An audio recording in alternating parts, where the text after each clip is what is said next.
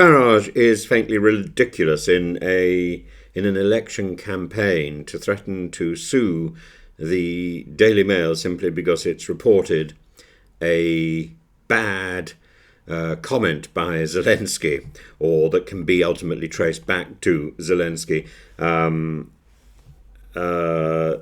He says, tomorrow's Daily Mail are so desperate to smear reform that they have now contacted Russian foreign ministry and goaded them into a supposed quote from someone in Sergei Lavrov's office calling me an ally.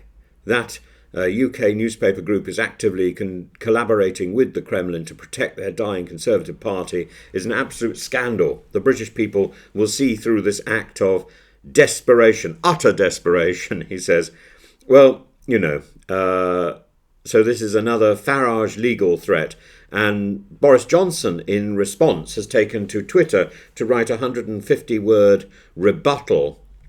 And Boris says the people of Ukraine voted overwhelmingly in 1991 to be a sovereign and independent country. They were perfectly entitled to seek both NATO and EU membership. There is only one person responsible for Russian aggression against Ukraine, both in 2014 and 2022, and that is Putin. To try to spread the blame is morally repugnant and parroting Putin's lies. It is bizarre that the author should also suggest we now reduce our support for Ukraine when the solution to the conflict is in fact clear. The Ukrainians need to win and to repel Putin's invasion. Absolutely, they can and they will. The problem in the last 30 years has not been Western provocation, but Western weakness in the face of Russian aggression, a weakness exemplified by this article. He is absolutely right.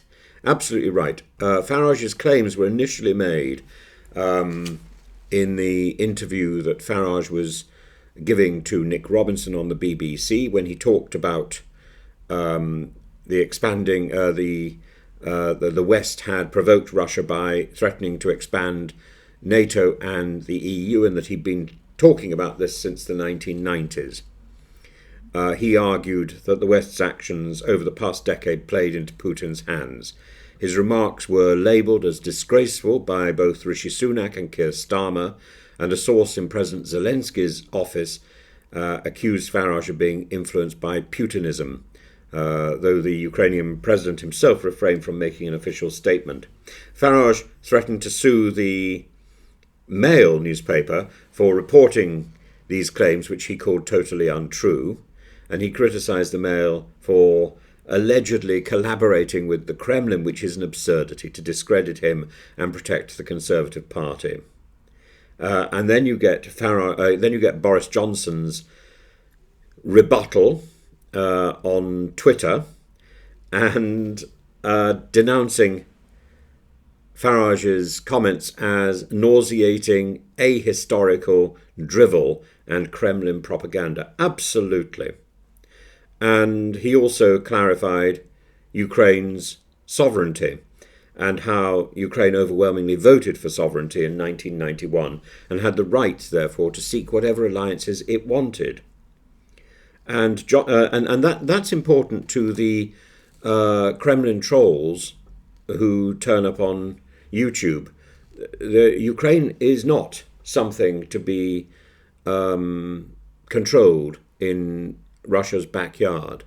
The only relationship that Russia has with Ukraine, apart from a language which is very similar, and apart from the fact that many Russians have Ukrainian relatives, is the fact that Ukraine surrendered its nuclear weapons to Russia on the understanding that Russia would guard Ukraine, that Russia would not see Ukraine come to harm because of its lack of nuclear weapons. Instead, Russia has attacked that country. This is blame shifting in the most abhorrent way by Farage, and it demonstrates the desperation of Farage to cling on to headlines rather than common sense and rather than reality.